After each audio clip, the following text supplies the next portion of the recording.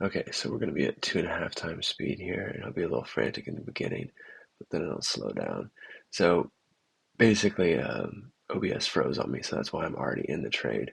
But I thought this was just such a good example of a fair value gap in a silver bullet window, and I don't like the London session. So this is not with a live account. This is with an evaluation um, with Apex. All right, we're off. Um, yeah, so it's just I've set my stop 10 ticks underneath and 20 ticks sell limit above to get the 5 handles. You can see on the 30-second, you can't see the fair value gap, but that's where I got in. And then you can see it went 25 bips below, and that will be important later on in the video. These beige squares are 5-minute fair value gaps, so I think it's going to go above these double highs, reach into this fair value gap to get my 5 handles. Um,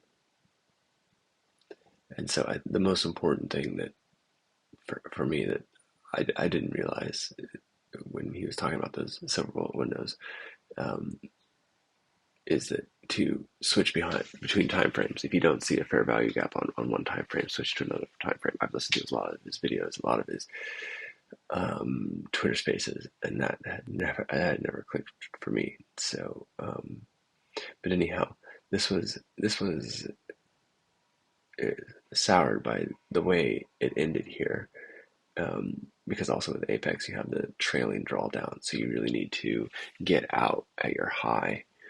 Um, but this was amazing while I was in it. So ICT says that you should be bored while you're in the trade and not carry. And normally in an eval for me, I'm still tense. Um,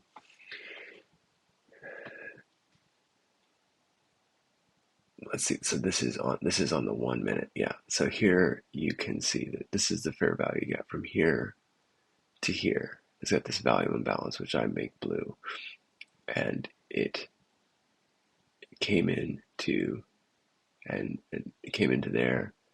I set a limit order, got that at the bottom.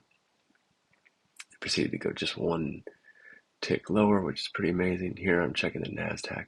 That's how bored I was in this trade. Normally I'm flicking frantically back and forth to see what the NASDAQ is doing.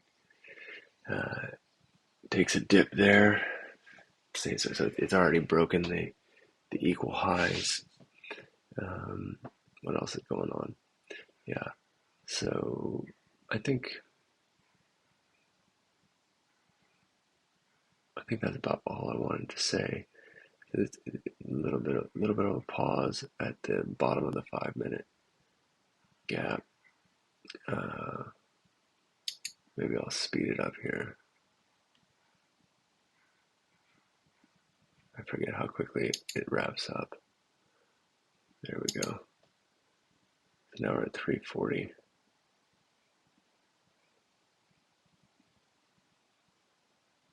And yeah, I mean, it was amazing.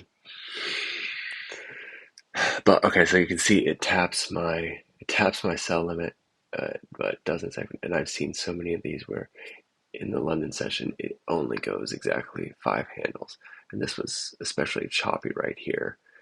This is the consequent encroachment between two new week opening gaps. So I frantically closed out because as far as I'm concerned, the London session, the European session is a liar, and I hate it. It doesn't make sense to me, but this was helpful, and I think maybe Thursday, maybe today is going to be a better day and less choppy than the Monday through Wednesdays, as the Adam Menacia guy keeps saying. Uh,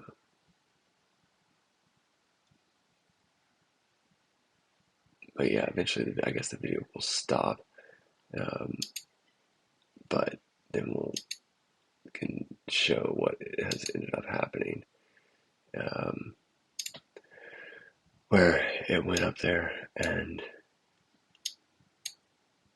yeah, abused that fair value gap. Here's my that's where I ended up getting out. That's so sad, but it was another good evidence of the trade, I guess, is what I'm going to console myself with. Here's where I got in. That's so I like it if there's a yeah. So there's not a fair value gap there, but there is a fair value gap right here. I'll take my little volume imbalance guy.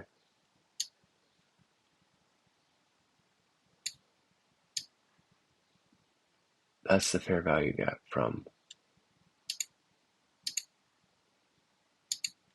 on the 1 minute chart, and it was able to, so 67.73 with only that much, with only one tick lower. That's pretty fantastic. And so now it's probably going to chug up into this new week opening gap, or it'll do some BS. All right, cool. Cheers. Bye.